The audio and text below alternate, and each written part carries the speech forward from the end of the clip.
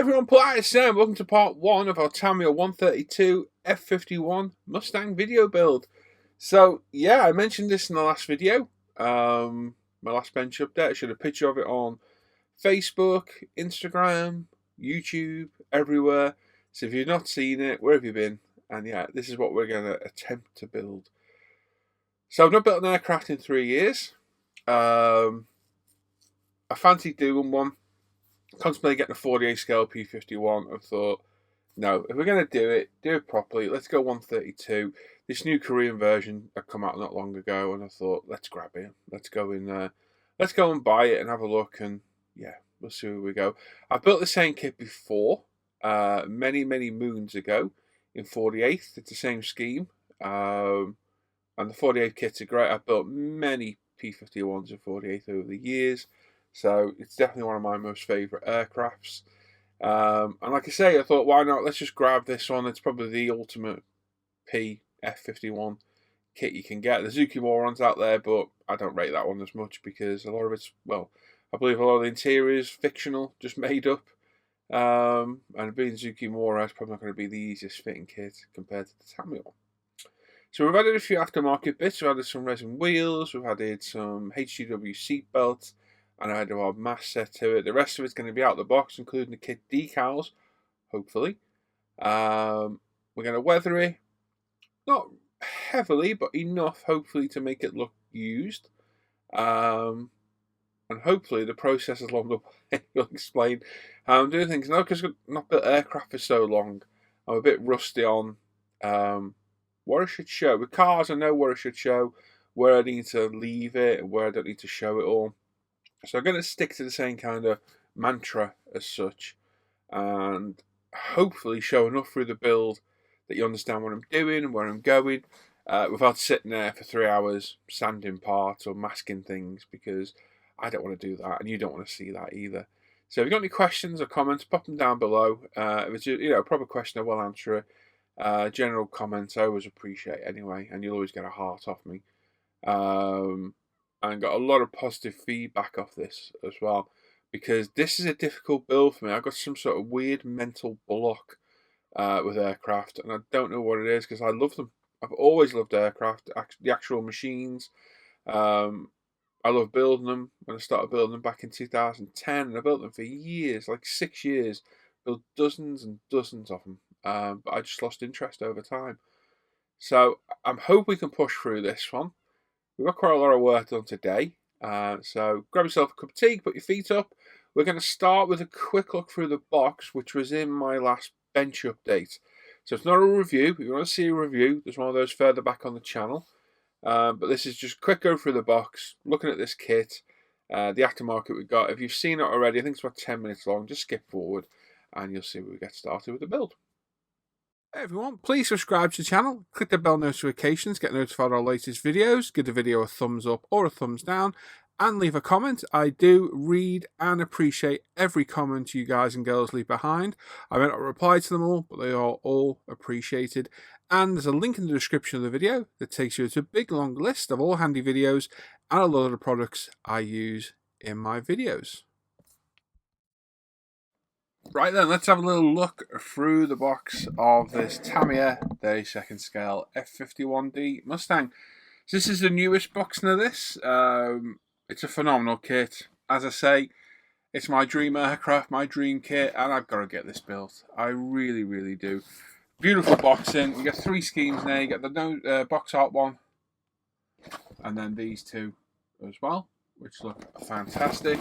And then on the other side, there's a few pictures of the engine, cockpit, how you can display it on its stand, and some of the photo etch included in the kit. And like I say, I'm not going to go through this whole thing, because I have a review of this on the channel in its D variant. So if you want to see it all, you can go on through. We're going to have a very quick look through at everything in here, and I mean very quick, and just whiz through some of the parts. So typical Tamiya quality, it's flawless. It really is. I'm not getting them out of the bags. You'll see this as it's built. Like I say, you want to see the review. The fine riveting detail on the kit is phenomenal. I'll leave a link to the review in the description of the video, so you can go watch a proper review of it. It's an older review, but I think it still covers it pretty well. But typical Tamiya quality, you can't fault it. A few different sprues in here. We've got the rocket, and there's different drop tanks as well. A few differences to the D and the K variant, which make this the F-51. But assembly, it's a pretty complex kit. It really is quite a complex build, but it is what it is, and there's plenty of moving parts. Parts we can change. You get a pilot figure, you get a stand-in figure as well. Really nice additions. Like I say, it's not really an in-box review, it's just a quick look. We got a couple of different props. There's all our interior parts and the radiator intakes, engine parts, gun belts, so on and so forth. Lots and lots of different bits and bobs in there. Comes with a stand as well, which is a really nice touch should you want to have it in flight. And like I say, lots and lots and lots of plastic that we're not going to do because it'll turn into a 45-minute review. And as I say, I've already got one on the channel. So what is of interest are these parts. So these are the removable cowlings for the engine. They are ultra thin plastic, and I mean ultra thin. And these are mounted with metallic parts inside and magnets hold it onto the fuselage. And they do fit quite well. They did in my other one. You also get a little box of tricks in here as well, which has 3 different canopies. Because that's one of the subtle differences in the P-51 is its canopies. We get a nice clear sprue. Tamiya's iconic red screwdrivers, some polycaps, more polycaps, rubber ties which we're going to replace. Some pins for the movable parts, screws, magnets, all in there, and some of Tamiya's steel photo etch, which I'm not really a fan of, but it'll work, and it works well for the magnets as well. So all nicely kept in a little protective box, which is a nice touch. So we'll pop those in there. As I say, as we go through the build, we'll see some of these bits and bobs. Bits and bobs, it's the word of the day, that, isn't it? As we go through. So if we get some of the other bits and bobs that we've got, we can have a look through some of the instructions quickly, and we can have a look at some of the aftermarket. So aftermarket wise, let me get my lamp on. There we are. We've got some res kit resin wheels and tyres, which are lovely. So they're getting added. They're a much better addition than the rubber tyres, and the wheels are stunning as well. So they're nice. We've also added some HGW fabric belts. Not a fan of the steel PE ones. You need to anneal them, and it's a fine line, as me and John were discussing yesterday, between annealing them and them going pop, see ya, and they vanish. So yeah, these HGW belts, I've used them many times. They're good. We've got some Edward masks because for some reason, even today, Tamiya Infinite Wisdom doesn't give you proper cut masks. It just gives you ones you've got to cut out yourself, which is very daft. Decals, and these are the weak point of the kit. These are all the stencils and markings. These can give you a bit of trouble. Hopefully these are Tamiya's newer style, because they've not been too bad lately. But lots of markings, lots of stencils to go on as well. So hopefully they won't give us any issues. And then the main markings as well, including that awesome shark mouth, which is definitely the one we're doing. FF943, which Gary very kindly found me a picture of. If I remember, I'll pop it up. That's the actual aircraft there. We've also got the name placard for the stand as well. Nice little touch in a metallic decal.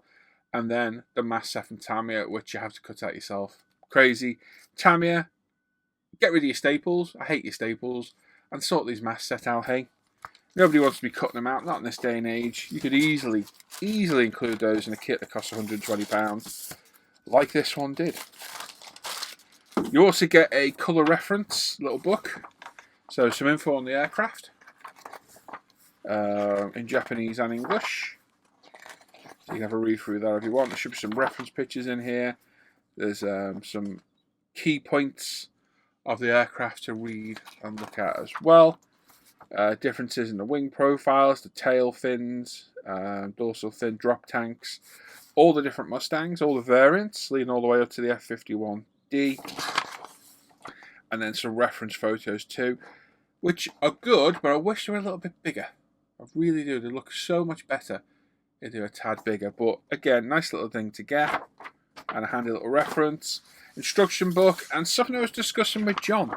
John's got the K variant in this, and he gets like an A5, or whatever that is, A3, whatever the hell, of his. For me, this is like A1, huge. So I've got the full layout of the box art one, which looks absolutely beautiful. So we're going to go with AS12. Tamiya's rattle can decanted.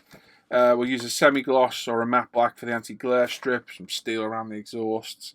The yellow, not totally decided on yet. But that's the one we're going to do. So a lovely full colour layout there. And then on the back, I've also got the call out for the other two, which John's doesn't have, which is a bit silly. So Tamiya's obviously thought in the later kit to include these, so why not include them in the later ones? But they're all beautiful schemes. I do like this Carry-On. I do like the blue on it. Blue-white spinner and the blue tip. But you can't beat a shark mouth, can you? You really can't. I'm sorry if this is loud on the mic. By the way, that's sound like Rolf Harris. Oh, hang on, that's a sore subject. Let's leave him alone. You can't beat a shark mouth, so I think it's got to be this. I built this many moons ago on 4D scale. If I can find it, I'll stick a pic up many moons ago as a present for a friend. So it's nice to revisit it at 32nd scale. So yeah, really nice big call out there, and that'll probably get stuck on the wall at some point when we're done. And then the instructions, wonderful box art, lovely, absolutely lovely drawing that one. Really do like that. And then when I was saying a complex build, as you can see, we are on a 34-page instruction book with 74 steps along the way, and these are quite in depth. So we've got some information about the Mustang there, several different languages. We've got Japanese, German, English, about some about the HVR rockets, so on and so forth. All sorts of different info there as well. Your normal recommendations, painting, paint required as well, which we're going to deal with as we go. I've got an AK wheel colour set coming for the interior, and then stuff, like don't super glue your eyelids closed, or chug beer through the exhaust. I don't know, it's just a lot of crap in it there, isn't there? Different marking options, so they're all labelled A, B and C, so make sure you pay attention to which one you're doing, because it will become apparent as you go. And then we start assembly with that beautiful engine. I've built this. I got this far in the last one. So yeah, lots to do. It seriously is a lot of work. And this is where I'm saying about the video build, how in depth I'm going to go, I don't know. So yeah, we're going to deal with that as and when we go through. But yeah, pretty standard assembly. There's just a lot of work to do. The beautiful cockpit goes together. You've got the magnet placement here and there, photo etch placement here and there. It's just a wondrous kit. The tail works, so that moves around with those bars that we saw earlier and some photo etch parts. The elevators work, ailerons work. So it's a pretty complex kit. The landing gear rear tail wheel, you can switch it out for closed or open. That's held in by a magnet, so you can go for it deployed or closed up if you want it in flight. See, little plates there, hold it in place. And same with all the front gear as well. You can switch it out and have it in flight. We've got our 50 cal machine guns there as well. 6 of them, very formidable aircraft. Yeah, so it's a complex build. There's quite a lot in there. It certainly keeps us busy for a little bit. But yeah, we're going to see how we get on and how far we can get through. So you got drop tanks, the napalm bomb, the rockets, all the mounts, the props, masking the canopy, so on and so forth, the removable panels. Yes, there's a lot to do, and obviously this is the difference between having it in flight or on the ground. So yeah, paint your figures, sprue layout. You can see quite a few sprues in here. So yeah, wish me luck, and we'll see how we get on. Right then, after a root through the box, let's have a look, root through the instructions and see where we're going to start. So we've got a lot of parts to cut off, clean up, some to glue together, make sub-assemblies, some to spray separately. And I have to sit and figure out what needs painting, in what order, and what can be glued together. Now, I'm not going to show all the parts being cleaned up because there's loads of them. and this video is already long enough just to get to where we need to. But there's a lot of parts to clean up, cut off, and like I say, we've got to figure out how we're going to paint them, because a lot of parts will need masking, painting in various different colours. So you've got to look at this logically and figure out the simplest and easiest way to get all the colours down. So we're going to start off simple. We're going to get all the parts off the sprues that we need, work in small sub-assemblies, and work through those until we get to a stage where we're ready for paint. So basically, cut the parts off, clean them up. If they're flat edges like this, we use a customizable 400 sander cutter size so we don't round off any edges. If it's a rounded part, we use the sponge, and so on and so forth. And of course, we use our buffers to clean up the plastic and get it back. But what we don't want to do is either reprofile, reshape, or lose any surface detail of these parts. And some care is required. Same with when we're gluing bits on. We really need to take our time, make sure we don't get any fingerprints. The fine surface detail on this kit is immense, so we don't want to ruin all that by putting a big sticky thumbprint in amongst all the rivets on the fuselage or any of this engine detail. So extra time and care is needed here to ensure we do a nice clean job. So we're just going to follow the instructions. I'm looking through, seeing what's all going to be the same colour. If the whole engine block's going to be black, which for the most part it is, we'll build it all up, paint it in one section. Same with the supercharger and things like that. Any ancillary parts or smaller parts are going to be a separate colour. We'll paint those separately and then glue them all together. Parts like this, make a note, you need to drill this out before you stick it together. I completely forgot. So a quick bit of estimation after the part, and I found the locating points absolutely perfectly by using my eye with the part and a bit of a careful drilling with our, I think it's a 1.5mm drill bit. I got absolutely perfect, so we can then glue these parts in place. No problem at all. So like I say, lots of fiddly bits, lots to figure out. Use your own judgment, however you're going to paint it, spray it, mask it, whatever, and go with that process and work your way through logically. But like I say, just be careful with this glue. It's so easy to have excess glue. You don't need a lot at all. These small parts just need a touch. You can see me wiping it off. And literally a touch. There you go, wiping it off again. Does not need a lot of glue at all. And again, once we've got those smaller components together, we can add them to the engine block itself. And again, a little run of glue. No bother whatsoever. This is my Tamiya extra thin 50/50 mix with EMA Plastic, which I showed in one of my last videos. I forget which one it was. If you want to go back, I'll do a standalone video one day as well. But there we go. Make sure all these parts are straight. Now, a tip of these kits is if things don't fit together, you've done something wrong. Simple as that. So make sure you get everything lined up perfectly before you go. We've got several pieces of PE to add here and there. So again, add them as we go through.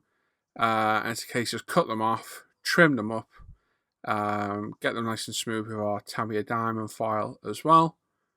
And then we can glue them in place with a bit of careful CA gluing. And again, less is more. So you can line it up. This needs bending a little bit, so we'll just put like a little 30-degree angle on it, if that. Get it lined up exactly where it needs to go. Push it down with our tweezers. And then any excess CA glue from the centres, we can just go up with a pointed cotton bud. Keep it nice and clean. And we'll repeat that for all the others. And once they're in place, we can glue that piece in place as well, because again, all going to be painted the same colour. So this is what I mean. Look at those instructions. Sit and study the instructions for a while and figure out the way you're going to do it. It will save time later on, trust me. And work in sub-assembly. So my main goal here was to get to this stage. We've got the main engine block together. As you can see, we've got some beautiful surface detail there. Nicely glued together. Everything's perfectly glued in place. We've got no excess glue marks. No fingerprints or anything dodgy. Time taken, well spent. But yeah, lovely surface detail. And then the supercharger as well. Absolutely stunning detail on this. And again, beautiful. No problems there at all. Goes together absolutely wonderful. And then Tamiya engineering. Using the poly caps, which we've fitted throughout the build. It literally pops in place like that, and there you go. That's our assembled. You can pop it back out, so we can paint these separately and then weather them up separately as well. Now we're going Mr. Surface of 1500 black through the, let me see which airbrush it is. Looks like the 0.2mm apex. We'll be at about 12 to 14 psi, and we're going to give this a couple of light coats. Working our way slowly around, getting all those angles and recesses, just making sure we get everywhere prime. We're not hosing it on at all. It's lacquer based, doesn't need hosing on at all. It's thinned about 60-70% with Mr. Hobby leveling thinner. We just need to get a light mist coat down. Yes, I know I've not got my colour cup on. I know I'm terrible for doing this. But we'll just get a first coat down. By the time you've spun the model around, it's nice and warm like this, about 25 degrees here in the UK. By the time you've gone round, it's dry. You can go back for a second coat. And again, just do all different patterns and angles, spin it round. Pull it to one side, we'll do the supercharger, and then we can come back and give it a final coat in a few minutes. But the Mr. Surface of 1500 black, not a bad primer. I'll be honest, I've not picked it necessarily as a primer. I'm going to use it as my final colour for the supercharger and the engine. Hence the reason for doing it. So now I'm just using a swirling pattern to make sure I'm getting all those little angles. Yes, somebody's going to be saying, oh, that's not the proper way you airbrush. Well, it works for me, so wind your neck in. And there we are. So like I say, I'm not going to paint this. This will be left in this colour. So it's a semi-matte finish. It's not quite semi-gloss. It's not quite matte. Once we get some dry brushing on there and a bit of weathering, I think it'll look absolutely spot on. On to some of the interior parts now. So we've got the cockpit floor, the fuel tank. Some tricky masking to do on this. This is a bit of a pain. But for now, I'm just going to clean all the parts up. Same process as everything. Using a combination of thinny sticks, buffers. We've got some PE for the side of the seat here as well, which we cut off of our Zuron PE cutters, and we'll just clean up with our Tamiya diamond PE file. Get everything nice and smooth.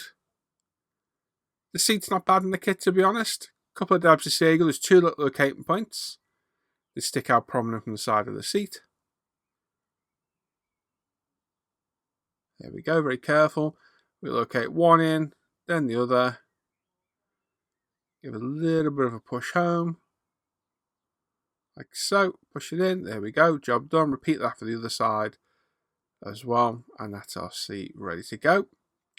That can be all primed up now, along with every other bit as well.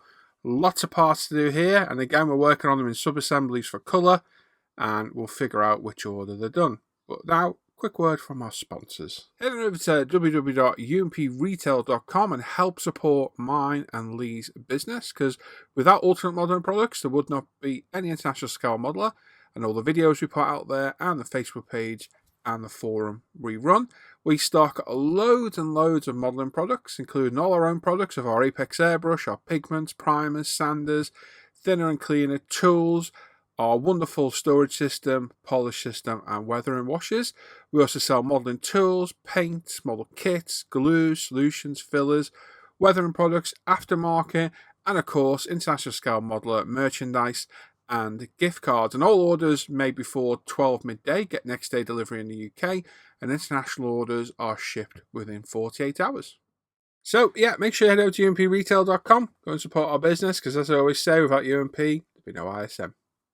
So we've got some Tamiya grey fine surface primer here, just giving a prime up. Like I said, although I do love our primer, I really do. I am much preferring lacquers lately, just as an all-round paint. I'm still using our primer, but I'm going between them both at the minute, just picking and choosing as I go for no particular reason. Just for the fact of I've got them, I might as well use them. We sell both at UMP, so it's a win-win for us. At the end of the day, it makes no difference which one we use. We sell both. But yeah, I am definitely moving towards lacquer paints. I think probably 90% of my paints, probably more, 95% of my paints are now lacquer.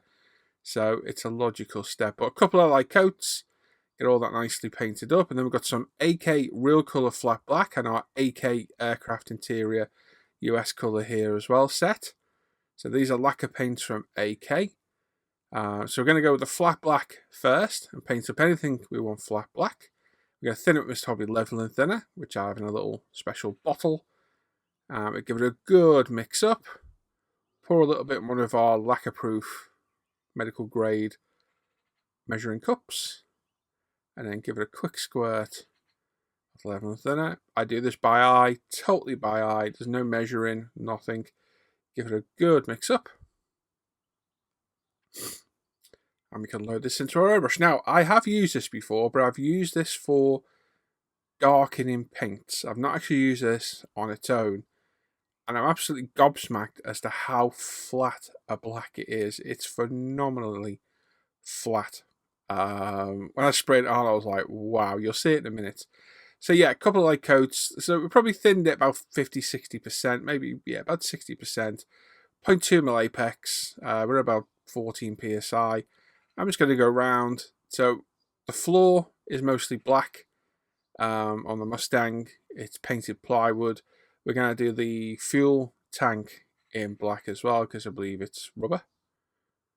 So flat black, and then we need to mask up and spray the interior green, and then we can come in later and weather. But this is the flattest black paint I think I've ever used. Absolutely beautiful finish. Sprays absolutely wonderful.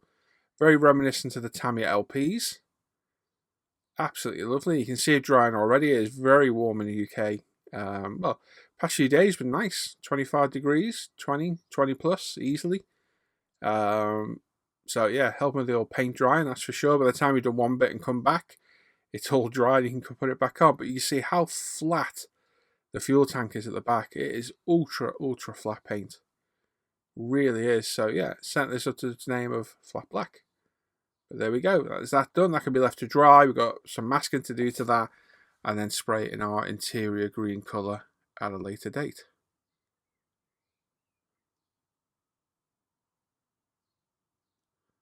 So our instrument panel, we'll spray this exactly the same. Like I say, we've figured out our best way of painting, and we've gone for it. So we've got all the separate components, and then we can move on to our interior green colour. So again, mixed up properly, using a stirrer to pour it, and again we'll mix it by with some leveling thinner. Give it another good stir up. Then we can get some of our colour down. And again, not used this colour before, so no idea what it's going to spray like. Went down absolutely perfect, no issues whatsoever. Very nice shade of green as well. So plenty of parts to paint up. After discussion with a lot of people, there's so much variation on the colours on the Mustangs, the P-51s and the F-51s. Some of it is down to you what you want to do. So at first I'm going to go for interior green on nearly enough all the interior parts, like the engine mounts and supports. And then I thought about it later on and changed my mind. But we sprayed it all up here, got all the interior going. Again, the interiors on the F-51 can be black as well, but that's a little bit boring. So I've gone with the interior green, and we can weather this up, chip it up a little bit later on, and hopefully make it look a little bit more interesting. But again, beautiful paint sprays, absolutely wonderful. Several coats on each part. Now, the main fuselage halves, now we're stepping the game up here, going for the bigger bits. So carefully trim the parts off. So as you can see, we've got the front section and the tails are separate as well, and they're going to need gluing in place. So just go as close as we can without going too close with the cutters. Then we'll get one of our customizable sanders or thinning sticks and sand it nice and smooth later on. So just take your time here. Don't rush it, because these are very important parts. We definitely don't want to ruin. There we go. We give them a quick clean up.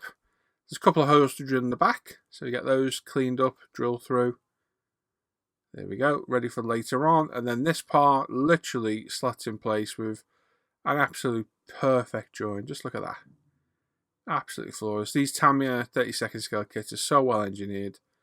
They're absolutely a joy to build. So we need to very carefully glue this now, so that all lines are perfect. We don't want any molten plastic to come squeezing out of that panel line, because we want to keep that as a panel line. So hold it with one finger.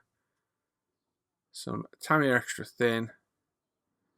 We zoomed in a little bit much. My camera's playing up at the minute. The focus doesn't like to work properly, which is a little bit of a pain, but it's one of those things. It's still working. If it breaks, we're in trouble, because I've not got £600 for a new camera. So we're going to struggle along. It's only when I'm close up it doesn't like it. But there you go, look at that. Joint's absolutely perfect. We're going to chuck a little bit of glue on the back as well for strength. We'll focus. There you go. Focus when we get out of shot. When we glue, we go out of focus. There you go, perfect. Look at that. Precision. And this should just give it strength, because we don't want to put too much glue on the exterior. And any glue we do have on there, we can get up with our buffer later on once it's dry. So yeah, we'll repeat that for the other side. Beautiful seam. Absolutely wonderful. Bit of a sink mark there, but I don't think we'll see it. And again, just a little bit of glue on the back to make sure it's all fully secured. There we go. They're going to be left to dry. Next morning, we're coming primed the appropriate section in Tamiya Grey surface primer again. That's been decanted, off-gassed overnight, and thinned with Tamiya lacquer thinner with retarder. A couple of coats of that, and we're back here with the interior green again. And we're just going to spray all the interior bit right up to the sections at the back, because after this you can't see it.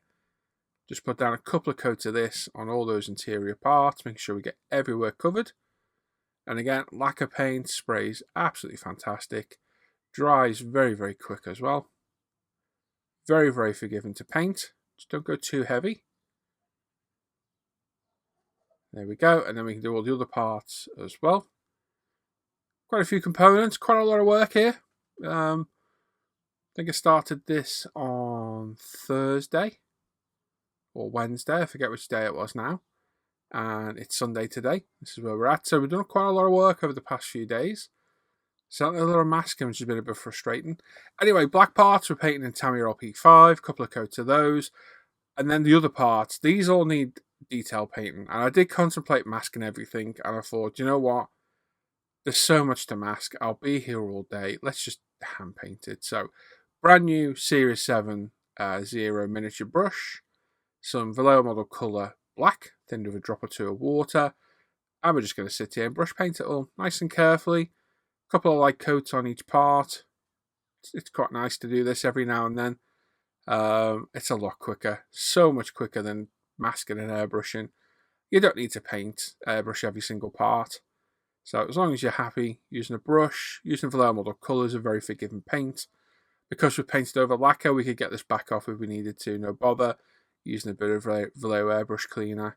But we've got a few parts of detail paint, some careful painting. An hour or so just sat here, chatting to the guys in the hangout. Time well spent. And again, just a bit of care, a little bit of time, and it's easy to do. If you find the paint starts to dry out, add another drop of water. You can use UMP thinner, but in my experience, it makes the paint dry a little bit quicker because the alcohol on UMP thinner evaporates. I find it makes the paint dry a bit quicker. So just a drop of water works absolutely perfect with Vallejo, in my opinion. You don't need anything else at all. And it doesn't need thinning all that much. Now the seat back, I did mask off, and I was going to airbrush, and I thought, you know what, let's just brush paint it. Went a little bit thick on the back, but on the front, not too bad at all. So we're just going to brush paint it nice and carefully. And so much quicker. Nice to every now and then. Don't think I'll do it on the exterior parts where they're highly visible. But on the interior, we're going to weather it up a little bit anyway. It doesn't really matter as much.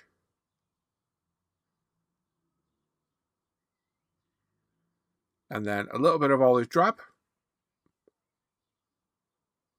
which off the top of my head was LP, was it 56? No, LP 58, is it? Let's have a look. No, that's NATO green. 2 seconds. We'll keep guessing. Just keep shouting paint out. No, I can't remember. It's an LP colour, olive drab. Oh, it's in front of me. LP 28. Oh, nice silly. And then we've got some Vallejo model silver to paint the straps on the oil tank. And again, I contemplated masking it and thought, you know what, I can brush paint this really easy. We can clean up the water-based paint if we make a mess. We're going to put a wash on it anyway, so yeah, be careful brush painting. No problems whatsoever. It is nice to get back to basics every now and then. And then getting the back, as you can see, pretty neat, not too bad at all. Like I say, if you do get the excess paint, you can use a cotton bud with a little bit of Vallejo airbrush cleaner, which in my opinion is absolutely useless to clean your airbrush, but it's good for getting Vallejo paint off without damaging other paints underneath. Or if it's dried, you can use the blunt end of a cocktail stick to lightly just lift the paint off. In a water-based paint, it doesn't adhere the best, so you can get it back off. But either way, it's a quick, simple way of painting. Like I say, it's nice to get back to every now and then. Just takes a little bit of fine motor skill and a bit of patience to do. I do like the Vallejo Model Air as a brush paint on the metallics. Again, I'm not a fan of airbrushing them. I think they're horrendous. But as a brush paint, not too bad at all. Now, this is our fuel tank we painted matte black earlier. We need to mask this off. It's an absolute pig to do, but we've done it. Just make sure all those edges are fully burnished down. We've got the floor masked off where we need it to be as well. And the rest of this now will be painted in the interior green colour. And then we can come back in later, weather it up and get a bit more of a warm look. And again, as you can see, these are all the components we're dealing with at the minute. There's certainly a lot of them. You've got to pay attention for the different variants as well for A, B and C. So do take care and note of those instructions. Masking off the fuselage. So we're going to mask off the rear section. So we leave our interior green. I did contemplate leaving those front engine supports in interior green because some of them were painted. And then I stupidly thought, no, let's spray them silver and do the chromate and spend 4 hours masking, which we do in a bit. So we're going to use AS12 metal silver from Tamiya AS sprays. So basically, it's a TS spray for aircraft. It's been decanted, off-gassed and thinned with Tamiya lacquer thinner with retarder. Although on the next one, we'll just do Tamiya lacquer thinner when we use it on the actual aircraft. And this is the colour we're going to use on the actual airframe as well. So this is already mixed. This is decanted a long time ago. I'm just going to put a few coats on those end supports at the front. And then we can let that dry overnight, come back in the next day, mask it up and get the chromate yellow sprayed on those as well. So I've masked up the important bits. I've not masked hard up to the edge, but we'll blend it in. That's the way we're going to do this. And then when we come to spray the fuselage later, the engine covers will be on and we can just spray directly over it and hopefully have no issues. But beautiful. It's TS paint basically. It's just for the aircraft series of colours. Lacquer paint. Thinned about 60% with Tamiya lacquer thinner. We're about 14 psi for the 0.2mm apex again. And just a few light coats all the way around. It covers wonderful. And it's a really nice silver colour as well. The Mustang we're going to build won't be showroom silver. The Warbirds, they weren't really shiny at all. So it's a perfect base colour. Once we get a bit of weathering down, get her a little bit dirty, she'll look good. But as you can see, covers well, just a couple of light coats. Covers really well. It's a really nice, highly pigmented silver colour. Make sure we get all those angles. And there we go. Job done. Nice, quick, simple and easy. And then onto our cockpit floor, fuel tank. We get a bit of the interior green down. Just some nice light spray. We don't want to flood around that masking because it will create a problem. So just take our time. A couple of light coats. We're painting over black, so it is going to take a little bit more. But overall, cover's absolutely wonderful. Really do like these AK paints. For military colours, aircraft and what have you. They're a really, really nice paint. Don't bother with a thinner. Just go get Mr. Leveling thinner. It'll work absolutely perfect. Now, we've spent 4 hours now masking off these. They're an absolute pig to do. Absolute nightmare. Took me forever. But they're done. We've got some yellow chromate from AK, as you can see. This is the chromate primer colour. And again, every aircraft can vary in colour. Some will have the chromate primer, some will be interior green. Some will just be bare aluminium, depending on the age, the theatre they're in. Be aware, keep your rim nice and clean. So if you get any spillages on your rim, give it a good clean up. Always ensure you wipe your rim nice and clean. And yeah, There you go. And again, thinned about 60% with Tamiya like a thin with retarder. Again, the camera focus is being a pain because my hand's close to it. But there we go. A couple of light coats all the way around. Just make sure you get all the angles. There's loads of different angles and recesses to get. So pay more attention to those. And again, just build the paint up nice and slow. Couple of light coats. I'm just going to remove this little bit of masking tape here because it's folded over where I don't want it. It's just blocking a little bit I need to spray. So there we go. Just pick it up. There we go. And then a quick little mist over. Job done. Repeat that for both of them. Couple of coats. And there we are. Looking good. Very interesting colour. It'll add a little bit of tonal difference when we get the engine covers off. Was it time well spent? I don't know, because it did literally take me 4 hours to mask that up. Just that front section there. It was 2 hours per section over 2 days. Yes, very annoying, tedious.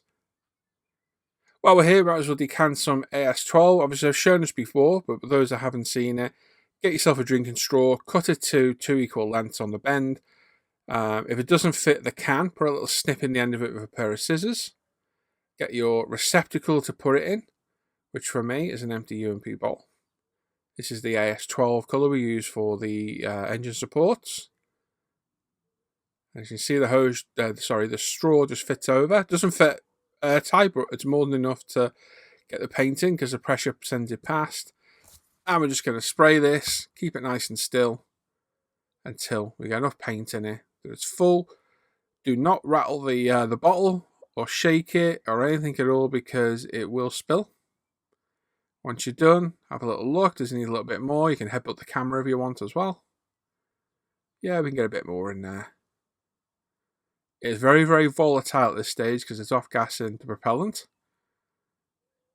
You can see. So a good little tip is pop a cocktail stick in there slowly because it does make it react, as you'll see in a second. There you go. And then pop that out the way and leave it to do that for at least 12 hours, I would say. I know a lot of people suggest less, but in my experience, it takes about 12 hours. And there we go. There's all our parts, all base painted. All ready for some decals, some little bit more detail painting, some weathering, some chipping, some wash, pigments. I'm not going to go mad, but we are going to add some interest to it. I'm going to pop it all the way in the storage box while I get this video all edited. And then we're going to go back to part 2 on the BMW M6. But there we go. A lot of work to get here, a lot of hours work. But we've made a good start. Hopefully we can continue with this because I really do want to build this kit. Yes. So we'll get another part of the BMW out of the way and we'll pop back and get this done. So yeah, sliding everything up. Going to get a quick picture for Facebook. And there we go. So let's go back to me. So, yeah, I think we made quite a bit of progress. That was probably done over... I think I started that last Thursday. I think it was Thursday. And today's Monday. And that was finished yesterday, Sunday. So from Thursday to Sunday, that's a progress we've made. And I've also been working on the BMW M6 as well, which is nearly ready for part 2. So busy few days there working away on that. Switching between them both, coming back and forth, and that's that. So yeah, I'm hoping we can keep with this. I need your support. I don't need any Mickey taken. I was end up as a snow speeder being sold on. Yeah, let me know your thoughts on the videos and anything I've missed out you'd like to have seen more. You know, the videos could be hours long. That was 7.5 hours worth of footage there just to get to that point. So that's not even with the camera rolling constantly. So it's a lot of footage to sift through and try and pick out the important bits that you want to see and get rid of the crap that you don't, basically. And it's a fine line between showing enough and not showing enough. And yeah, let me know your thoughts on that one. So we'll be back with part 2 of the BMW M6 very, very soon. I have just got left to carbon the chassis, detail paint some of the smaller bits and put a bit of P on. Stick the chassis together. That's part 2 of that done. Going really well. That kit seems like a nice kit. Bit of cleanup required. Hopefully it'll go together okay. And then we're going to go big scale car build on the next one as well. Probably 16th scale Fujimi, I think, and probably a Ferrari. Either the 288, the 512, or the F40. I'm leaning more towards the 288. So we'll see. I'm kind of itching to build that. That nearly took precedence over the Cobra, which we finished recently. So yes, that is the plan. So yes, there we are. So the next part of this will be up, I don't know when. It could be 5 days, could be 2 weeks. I don't know. I'll literally put the build progress up as and when. If you follow me on Facebook on my Paul ISM page, you'll see updates as and when they happen. They can be almost daily on there as well. So head on over there and have a look too. Same on ISM Facebook as well. And of course, go check out the International Skyboulder Facebook page and forum. UMPRetail.com. You get a lot of the products I use in this. Please support me and Lee. Without UMP, I won't be able to do these videos for free at all. I'd have to go get a real job. And of course, make sure you sub to the channel, give a thumbs up, and as I always say, leave a comment. I do appreciate every single comment left by you all. I do read them all, and I might not reply to them all, but I do appreciate every single one. They really do spur me along the build, so please leave a comment, and that's that. Thanks for watching today. I've also started streaming some of my gaming as well on Call of Duty Warzone. I'll leave a link to my gaming Facebook page and Twitch channel down below. Stream 7 PM onwards most nights with me and my buddy Simon. So I've got no viewers at the minute at all. So if you want to come and watch us, subscribe, whatever, I'll put the link down below. I'm not going to push it massively on it because it's gaming, it's not modelling. But yeah, you know, a few of you have been in there from the modelling side watching me. And I really could do with some viewers. Not very good at the game, but we have a laugh playing it, and it's always good to chat to people as well. There we go. Thanks for watching today. Take care, everybody. Enjoy the rest of your day. I will catch you all next time.